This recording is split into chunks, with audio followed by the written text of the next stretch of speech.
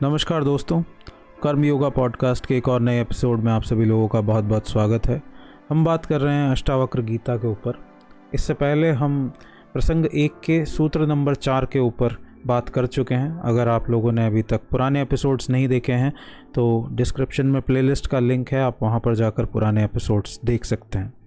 आगे बढ़ने से पहले अगर आप लोगों ने अभी तक हमारे चैनल को सब्सक्राइब नहीं किया है तो मैं रिक्वेस्ट करूंगा कि आप चैनल को सब्सक्राइब कर लीजिए और बेल आइकन प्रेस कीजिए ताकि आप लोगों को वीडियोस का नोटिफिकेशन ज़रूर रिसीव हो।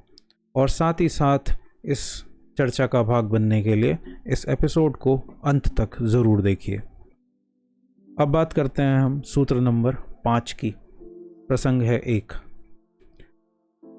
इस श्लोक में सूत्र नंबर 5 में अष्टावक्र जी ही कंटिन्यू कर रहे हैं और वो कहते हैं, राजा जनक से कहते हैं कि तू ब्राह्मण क्षत्रिय आदि वर्ण नहीं है, न तू किसी आश्रम वाला है, न आँख आदि इंद्रियों का विषय है, ऐसा जानकर तू सुखी हो। अष्टावक्र जी ने तीनों ही सूत्रों में, पिछले तीनों ही सूत्रों में राजा जनक के तीनों प्रश्नों के उत्तर दे दिए हैं। लगभग तीनों प्रश्नों के उत्तर दे दिए हैं। क्या थे वो 3 प्रश्न? कि वैराग्य क्या है, वैराग्य कैसे प्राप्त किया जा सकता है, नंबर 1, ज्ञान कैसे प्राप्त किया जा सकता है, नंबर 2, और मुक्ति कैसे प्राप्त की जा सकती है, नंबर 3। तो तीनों प्रश्न ज्ञान, मुक्ति और वैराग्य का स्पष्टीकरण देते हुए मुक्ति की विधि बता दी। आगे इसकी जनक और व्याख्या करते हैं जिसमें जनक को पूर्ण रूपेण यह तत्वबोध हो जाए। ओके, आगे और थोड़ी सी व्याख्या कर रहे हैं ताकि पीछे कोई डाउट ना रह जाए, वो पूरे तरीके से समझ जाएं। क्योंकि जो अष्टावक्र हैं उनकी जो विधि है वो सिर्फ बोध पर आधारित है, समझ पर आधारित है। वो किसी ध्यान को करने के लिए नहीं कहते, वो ये नहीं कहते कि आप किसी नियम को फॉलो कीजिए। वो सीधी सीधी बात कर रहे हैं कि अगर आप समझ सकते हैं तो अभी आपको मुक्ति मिल सकती है। ये ज्ञान भी अभी मिल जाएगा, वैराग्य भी अभी समझ में आ जाएगा और मुक्ति भी अभी के अभी इसी क्षण हो जाएगी। वो बात करते हैं इंस्टेंट मुक्ति की, इंस्टेंट एनलाइटनमेंट की, या इंस्टेंट समाधि कहना चाहें तो इंस्टेंट समाधि की। सिर्फ समझने का फेर है। अगर आप समझ सकते हैं तो ये काम अभी हो सकता है। और इससे फास्ट विधि आज तक और किसी ने नहीं दी है। अगर इसके आसपास कोई आता है तो वो है लाउत्से। लाउत्से फिर बात करते हैं इंस्टेंट एनलाइटनमेंट की। तो आगे अष्टावक्र जी कहते हैं, तू शरीर नहीं है, आत्मा है जो चैतन्य है, साक्षी है। आत्मा का कोई वर्ण नहीं होता। आप लोगों को पता होगा कि हिंदू धर्म में या सनातन धर्म में 3 वर्ण माने गए हैं, ब्राह्मण, क्षत्रिय, वैश्य और शूद्र। आगे हम इस पर बात करेंगे कि ये क्या है। ये वैसी वर्ण व्यवस्था नहीं है जैसी आजकल प्रचलित हैं या जिनके नाम पे किसी का शोषण किया जा सके।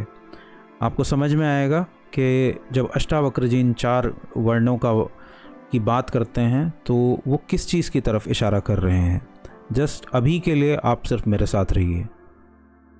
तो वो कहते हैं कि तू शरीर नहीं है, आत्मा है जो चैतन्य है, साक्षी है। आत्मा का कोई वर्ण नहीं होता। आत्मा ब्राह्मण, क्षत्रिय, शूद्र नहीं होती। यह तो चैतन्य मात्र ऊर्जा है, इसका कोई वर्ण नहीं है। ये सिर्फ एक ऊर्जा मात्र है जो सभी जीवों में समान रूप से व्याप्त है। इसे ताओइज्म में लाओत्से से ची कहते हैं।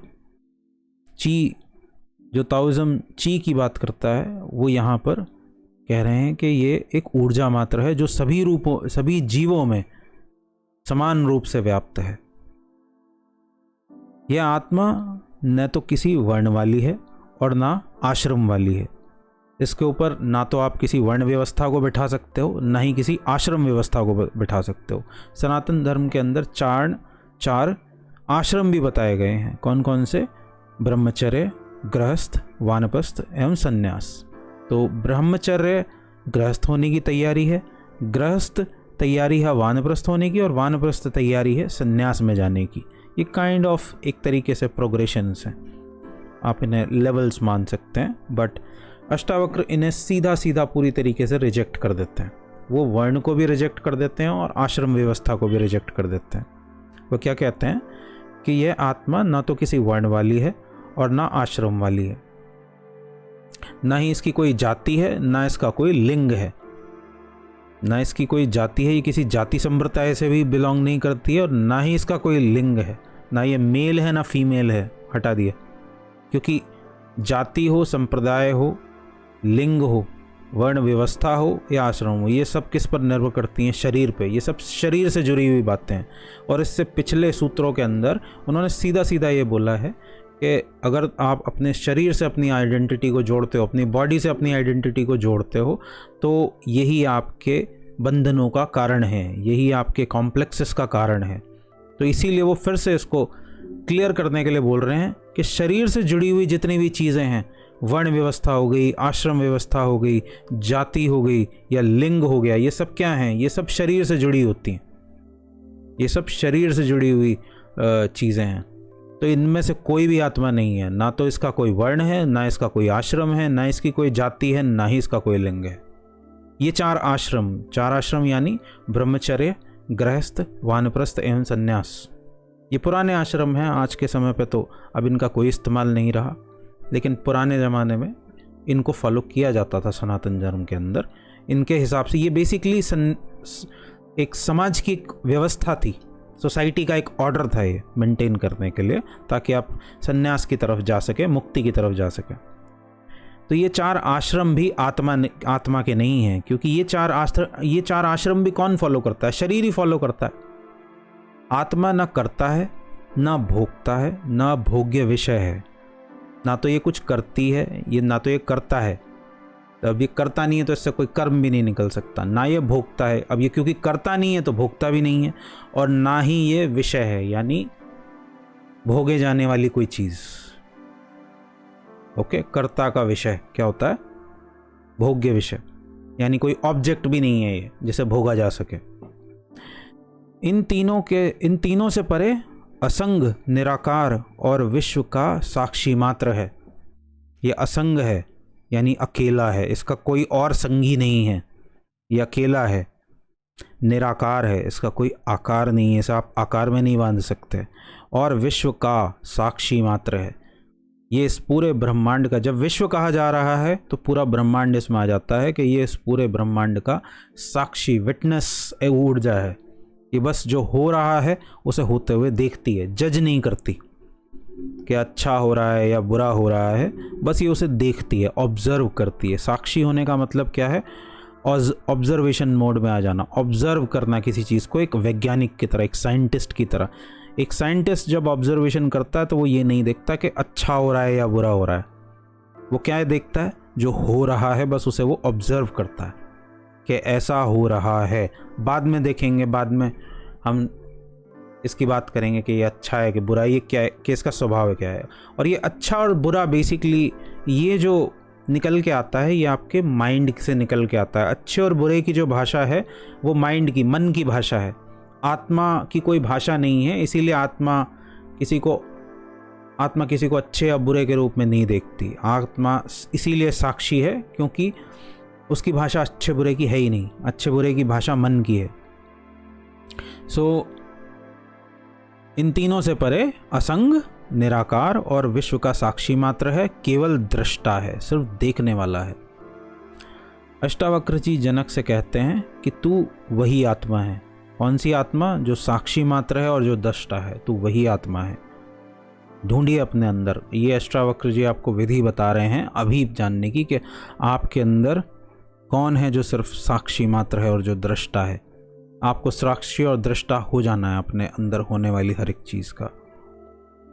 इसे आप डेवलप कर सकते हैं बाय प्रैक्टिस, या प्रैक्टिस की तो वो खैर बात ही नहीं करते। वो कहते हैं कि सीधा अगर आप देख लें तो अभी आपको ये बात समझ में आ जाएगी। अभी वैराग्य, ज्ञान और मुक्ति तीनों अभी हो जाएंगे। तो अष्टावक्र जी जनक से कहते हैं कि तू वही आत्मा है, ऐसा जानकर सुखी हो, मानकर नहीं।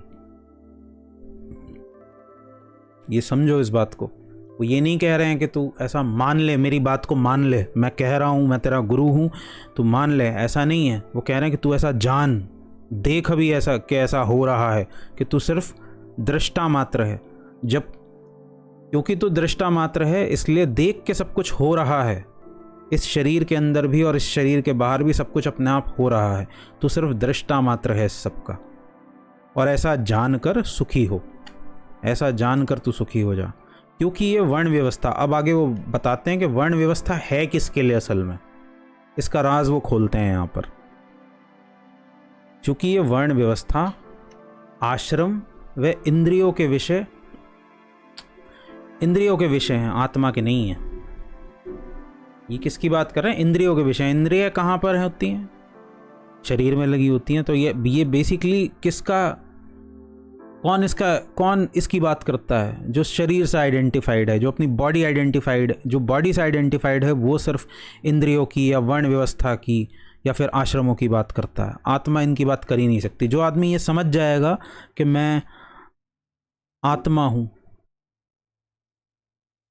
जो अपने बॉडी से अपने आइडेंटिफिकेशन को तोड़ लेगा, वो समझ जाएगा कि ये सब भी झूठ है। कोई वर्ण नहीं होता, कोई आश्रम नहीं होता, सिर्फ एक चैतन्य आत्मा मात्र होती है, और वही सभी के अंदर है। तो अतः ये तेरे नहीं हो सकते। क्या कह रहे हैं वो कह रहे हैं कि चूंकि ये वर्ण आश्रम एवं इंद्रियों के विषय हैं, आत्मा के नहीं हैं, अतः ये तेरे नहीं हो सकते। ओके। इन वर्णाश्रम के धर्मों को मानने का विधान केवल अज्ञानियों के लिए है। अब अष्टावक्र यहाँ पर, जो अष्टावक्र जी हैं, वो सीधा सीधा यहाँ पर कह देते हैं कि जो भी इन आश्रमों को मानता है वो पूर्ण रूप से अज्ञानी है। सीधा सीधा यहाँ पर बोल रहे हैं कि इन वर्णाश्रम के धर्मों को मानने का विधान केवल अज्ञानियों के लिए है। इनको उनके लिए बनाया गया था जो सीधा सीधा आत्मा को नहीं समझ सकते। तो एक लेवल की तरह, एक हायरार्की की तरह इसको इसलिए डिजाइन किया गया है कि कैसे किया गया है कि इन वर्णाश्रम के धर्मों को मानने का विधान केवल अज्ञानियों के लिए है, जिससे वे अपने क्रमिक विकास कर आत्मज्ञान को उपलब्ध हो सकें। ये चीज़ समझनी बहुत इंपॉर्टेंट है। मैं दोबारा से इस लाइन को रिपीट करता हूँ, आप इसे फिर से सुनिए क्या कह रहे हैं, आपकी आंखें खुलेंगी इससे। इस वर्णाश्रम के धर्मों को मानने का विधान केवल अज्ञानियों के लिए है, जिससे वे अपना क्रमिक विकास कर आत्मज्ञान को उपलब्ध हो सकें। जो आत्मा की ब्रह्म को सीधा सीधा, आत्मा को और ब्रह्म को सीधा सीधा नहीं समझ सकते, मुक्ति को सीधा सीधा नहीं समझ सकते, उनके लिए ये वर्ण व्यवस्था की विधि दी गई है। इसे विधि की तरह आप समझिए। और ये क्रमिक विकास है, यानी एक हायरार्किकल ऑर्डर है। सबसे नीचे इसमें कौन होता है? शूद्र, फिर ऊपर कौन होता है? वैश्य, फिर उससे ऊपर क्षत्रिय, और सबसे ऊपर होता है ब्राह्मण। ब्राह्मण किसको कहते हैं? ब्राह्मण वो नहीं जो आप आज जानते हैं। ब्राह्मण का सीधा सीधा जो अर्थ है वो है जो ब्रह्म को जानता है, यानी जो आत्मा को जानता है, उसे ब्राह्मण कहते हैं। सिर्फ चोटी रख लेने से और तिलक लगाने से कोई ब्राह्मण नहीं हो जाता, या वेद पाठ कर लेने से कोई ब्राह्मण नहीं हो जाता।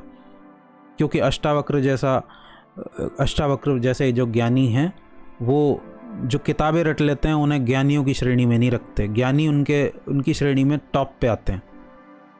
तो इससे पहले हमने 4 टाइप की बात की थी ना, 4 टाइप बताते हैं इंसानों के। अष्टावक्र के 4 तरीके के लोग होते हैं। कौन कौन से 4? सबसे ऊपर होते हैं ज्ञानी, उसके बाद होते हैं मुमुक्षु, उसके बाद होते हैं नीचे जिनको सिर्फ थ्योरेटिकल नॉलेज होती है, और सबसे नीचे होते हैं जिन्हें वो कहते हैं बिल्कुल मंद बुद्धि, जिन्हें पता ही नहीं है, जिसके अंदर ना तो कोई प्यास है जानने की, और ना उन्हें पता ही है इसके बारे में कुछ। वो तो बस उन्हें वो सीधा सीधा पशुओं के समान बोलते हैं कि वो पशुओं के समान जीते हैं और पशुओं के समान ही मर जाते हैं। उन्हें मुक्ति का या मुमुक्षा का या ज्ञान का या वैराग्य का कुछ पता ही नहीं होता, ना उनके अंदर इसे जानने की कोई इच्छा होती है। इसलिए वो बोलते हैं कि जो, मुझे एग्जैक्ट वर्ड तो याद नहीं आ रहा, बट मूर्ख कहते हैं अष्टावक्रों ने कि मूर्ख को कोशिश करनी चाहिए कि वो थ्योरेटिकल नॉलेज की तरफ बढ़े। जब उसे थ्योरेटिकल नॉलेज हो जाए तो उसके अंदर मुमुक्षु की तरफ उसे बढ़ना चाहिए, यानी उसके अंदर मुक्ति की इच्छा पैदा होनी चाहिए। और मुक्ति की इच्छा से टॉप पे आता है कौन? ज्ञानी। जिस ज्ञानी वो उसे कहते हैं, ज्ञानी वो उसे नहीं कहते जैसे किताबें रटी हुई हैं, ज्ञानी वो उसे कहते हैं जैसे आत्मा का ज्ञान हो गया है। तो अब इन चारों को आप वर्ण व्यवस्था के एंगल से आप देख सकते हो कि टॉप पे ब्राह्मण कौन है? ज्ञानी। ज्ञानी के इक्विवेलेंट ब्राह्मण को, यानी जो आत्मा को जानता है वो ब्राह्मण है, जिसने आत्मा को जान लिया है, ना कि आत्मा को पढ़ लिया है। उसके बाद क्षत्रिय, क्षत्रिय के अंदर ही मुमुक्षा पैदा होती है, जिसने पूरे संसार को देख लिया, जिसने पूरे संसार का उपभोग कर लिया है। वो जान गया है कि इस संसार में कुछ भी नहीं रखा है, और वो अपने तजुर्बे से, ऐसा नहीं कि वो थ्योरेटिकल नॉलेज से ये बात बोल रहा है, वो अपने तजुर्बे से जानता है, क्योंकि वो संसार में पूरी तरीके से, भोग में पूरी तरीके से लिप्त रहा है। तो वो जानता है कि इससे कुछ हासिल हुआ नहीं है, बस इससे दुख बढ़ा है मेरा। और वो क्षत्रिय ही कर सकते थे, क्योंकि सारी जो सुख संपत्ति थी वो क्षत्रियों के पास थी। तो क्षत्रिय ही जनरली अपनी गद्दी छोड़कर और वैराग्य की तरफ जाते थे, मुमुक्षा की तरफ जाते थे। उससे नीचे वैश्य, जो अभी भी ऐसा इंसान जो पढ़ता है इसके बारे में, लेकिन वो अभी भी फंसा हुआ है संसार के अंदर। वो ग्रंथ पढ़ता है, वो आत्मा के बारे में पढ़ता है, सुनता है, उसे ज्ञान पूरा है, उसने हो सकता है शास्त्रों को रट भी रखा हो, लेकिन उसके पास कोई एक्सपीरियंस नहीं है इस चीज़ का।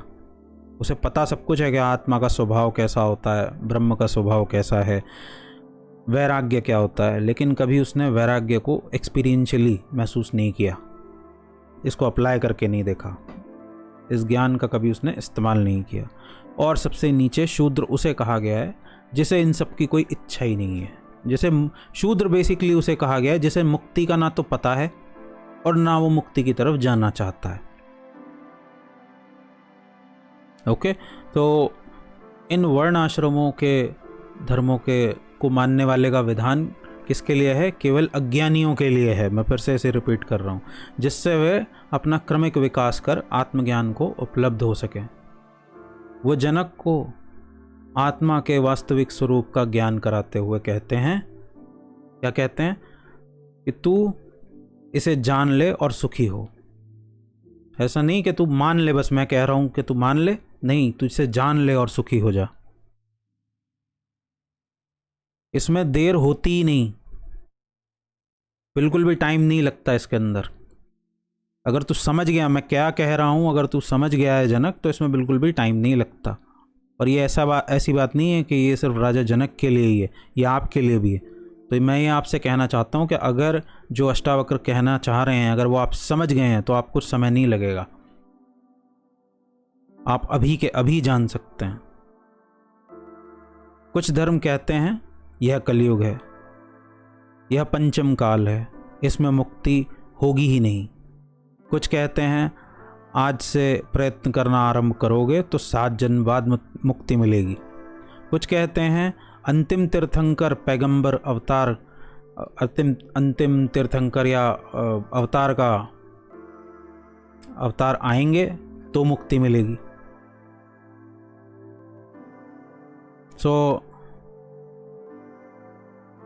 कुछ कहते हैं ना, आप लोगों ने सुना होगा कि कहीं पर तीर्थंकर की बात है, कहीं पैगंबर की बात है कि अंतिम तीर्थंकर या जो पैगंबर हैं या अवतार हैं वो हो चुके हैं, अब कोई नहीं आने वाला, तो अब मुक्ति का कोई चांस नहीं है। लेकिन अष्टावक्र जी बड़े निर्भीकता से घोषणा करते हैं। वो निर्भीकता मतलब निर्भय होकर, बिना किसी डर के, कि कोई चिंता वाली बात नहीं है। लेकिन अष्टावक्र जी बड़ी निर्भीकता से घोषणा करते हैं कि यह सब बकवास है, इसमें कोई सच्चाई नहीं है, ये कोरी बकवास है। तू अपने को चैतन्य में स्थिर कर ले और अभी मुक्त हो जाएगा। ये जब अष्टावक्र जी कह रहे हैं ना, तो आप ये मत समझिए कि राजा जनक से कह रहे हैं। आप राजा जनक की जगह अपने आप को रख दीजिए, तो ये मुक्ति की बात जो है वो आपसे की जा रही है, सुनने वाले से की जा रही है, समझे? तो अष्टावक्र जी बड़ी निर्भीकता से घोषणा करते हैं कि यह बकवास है, तू अपने को चैतन्य में स्थिर कर ले और अभी मुक्त हो जा। ऐसी घोषणा कोई भी महापुरुष, अवतार या गुरु नहीं कर पाए। ये घोषणा आज तक सबसे पहले अष्टावक्र ने की थी। इससे पहले सब विधि बताते थे, सब कहते थे इतना समय लगेगा, ऐसा मार्ग फॉलो करना पड़ेगा, गुरु जैसा बताए वैसा करो। अष्टावक्र पहले हुए हैं जिन्होंने कहा किसी विधि की कोई ज़रूरत नहीं है, तुम बस बात समझ लो, अभी हो जाएगा। बस ये देख लो, बात समझने का मतलब क्या है कि देख लो कि कैसे फंसे हुए हो, देख लो कि तुम्हारे माइंड ने, तुम्हारी बॉडी और तुम्हारे माइंड ने तुम्हें कैसे फंसा रखा है, तो अभी मुक्त हो जाओगे तुम, और कुछ करने की ज़रूरत नहीं है। इसलिए ऐसी घोषणा किसी भी महापुरुष, अवतार या गुरु ने नहीं की अभी तक। बड़ी अद्भुत घोषणा है आध्यात्म जगत की।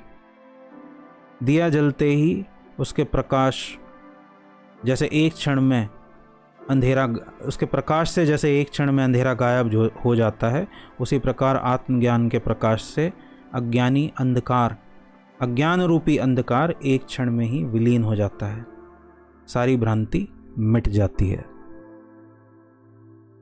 वैसे अगर आप देखें तो इस सूत्र के बाद ये जो अष्टावक्र गीता है वो खत्म हो जाती है, और इस चैप्टर के एंड होते होते आप पाएंगे कि इसी चैप्टर के एंड होते होते जो जनक थे वो मुक्ति को उपलब्ध हो गए थे, समाधि को उपलब्ध हो गए थे। इससे आगे का जो सिर्फ वृतांत है वो सिर्फ चेक करने के लिए है। अष्टावक्र सिर्फ चेक करने के लिए आगे की बातचीत बढ़ाते हैं, कि ये देखने के लिए कि कहीं ये मेरा मूर्ख तो नहीं बना रहा, पक्का इसको पता चल गया है कि नहीं बन गया। बस वो अपने सेटिस्फैक्शन के लिए आगे कम्युनिकेशन करते हैं। अदरवाइज़ तो अगर आप समय के हिसाब से लगाओगे ना कि कितनी देर लगी, तो आप ये बात के ये सुन के ही हैरान हो जाओगे कि लगभग सिर्फ 1 घंटा लगा होगा। 1 घंटे की बातचीत में राजा जनक को ये भी समझ में आ गया था कि वैराग्य क्या है, उन्हें ज्ञान प्राप्ति भी हो गई थी और उन्हें उनकी मुक्ति भी हो गई थी, सिर्फ 1 घंटे बात करते करते। उसके आगे का जो पूरा वृतांत है, उससे आगे की जो पूरी बातचीत है, वो तो सिर्फ इसलिए की गई है ताकि अष्टावक्र जो हैं वो ये कंफर्म कर सकें कि हाँ कुछ छूट तो नहीं गया है, कहीं ऐसा ना हो कि इसके मन में कोई बीज रूपी वासना बची रह गई है और फिर से ये इस चक्कर में ना फंस जाए। तो इसलिए आगे का जो कम्युनिकेशन है सारा, आगे की जो बातचीत है सारी की सारी, वो उसे कंफर्म करने के लिए की गई है। ओके, तो यहीं पर हमारा जो सूत्र 5 है वो ख़त्म होता है। और कैसा लगा आप लोगों को ये वीडियो, मुझे कमेंट सेक्शन में लिखकर ज़रूर बताइएगा। और अगर आप लोगों ने अभी तक हमारे चैनल को सब्सक्राइब नहीं किया है तो मैं रिक्वेस्ट करूंगा कि आप चैनल को सब्सक्राइब ज़रूर कर लें, और साथ ही साथ बेल आइकन ज़रूर प्रेस कर लीजिए, ताकि जब भी हम वीडियो अपलोड करें आप लोगों तक वीडियो का नोटिफिकेशन ज़रूर पहुंचे। और इस वीडियो को लाइक कीजिए और अपने दोस्तों के साथ भी शेयर कीजिए, ताकि वो भी इस अष्टावक्र गीता का आनंद ले सकें, इससे फ़ायदा उठा सकें। मैं चलता हूँ, मैं मिलूँगा आप लोगों से अगले वीडियो में। तब तक के लिए thank you so much for watching and I will see you next time. Bye bye.